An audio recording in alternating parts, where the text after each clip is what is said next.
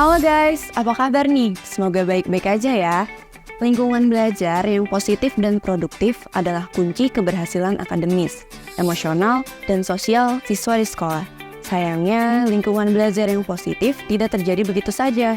Lingkungan belajar harus diciptakan. Ada banyak komponen yang harus diperhatikan dalam membuat lingkungan belajar yang positif bagi siswa. Sebagai permulaan, lingkungan belajar yang positif harus menawarkan percakapan otentik yang terbuka, kepercayaan, rasa hormat, dan interaksi positif adalah norma. Tetapi, kalian pernah nggak merasa ketika sedang belajar selalu terdistraksi dan bikin mood belajar kita jadi nggak seimbang nih? Dan tentunya aja bikin produktivitas kita menurun. Gimana ya caranya membangun lingkungan belajar menjadi produktif? Pertama, menerapkan rutinitas dan jadwal yang teratur.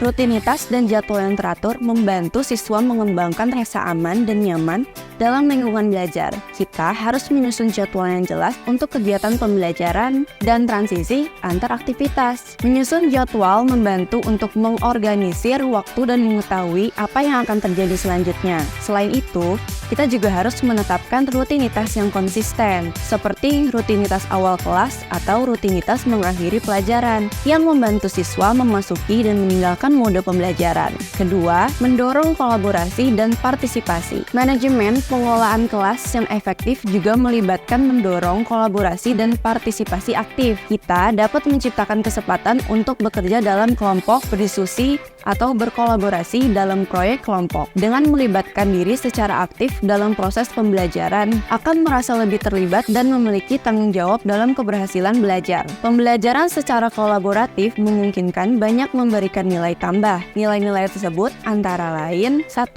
Mendapatkan pengalaman bekerja sama bukan hanya dengan sesama teman, namun dengan teman lain yang sebelumnya belum mereka kenal. 2. Dalam pembelajaran kolaborasi, interaksi antar siswa yang baru mereka kenal menjadi terarah karena mengikuti program yang sudah direncanakan oleh guru. 3. Kegiatan yang bersifat kolaboratif biasanya akan mendorong motivasi dan semangat kompetitif dalam arti positif bagi siswa.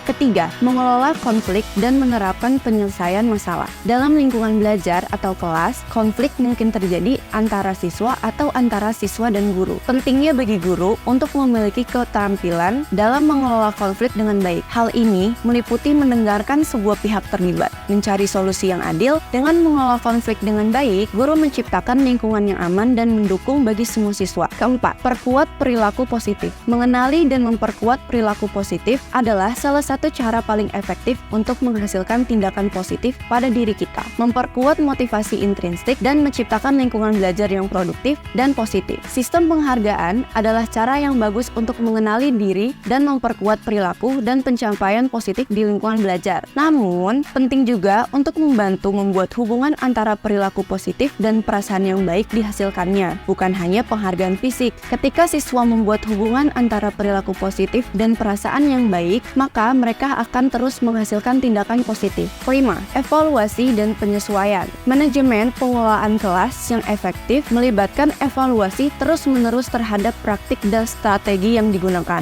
Guru perlu memantau dan mengevaluasi efektivitas strategi pengelolaan kelas yang telah diterapkan. Jika diperlukan, penyesuaian dapat dilakukan untuk memenuhi kebutuhan siswa dan meningkatkan kualitas lingkungan belajar. Manajemen pengelolaan kelas yang efektif adalah kunci sukses dalam menciptakan lingkungan belajar yang positif. Dengan membangun hubungan positif dengan siswa, menetapkan aturan dan harapan yang jelas, menerapkan rutinitas dan jadwal yang teratur, menggunakan berbagai strategi pengelolaan kelas, mendorong kolaborasi dan partisipasi, mengelola konflik dengan baik, serta melakukan evaluasi dan penyesuaian yang kontinu. Guru dapat menciptakan lingkungan belajar yang kondusif bagi perkembangan siswa. Dalam lingkungan kelas yang teratur dan terkelola dengan baik, siswa dapat fokus, berpartisipasi aktif, dan mencapai hasil yang lebih baik dalam pembelajaran.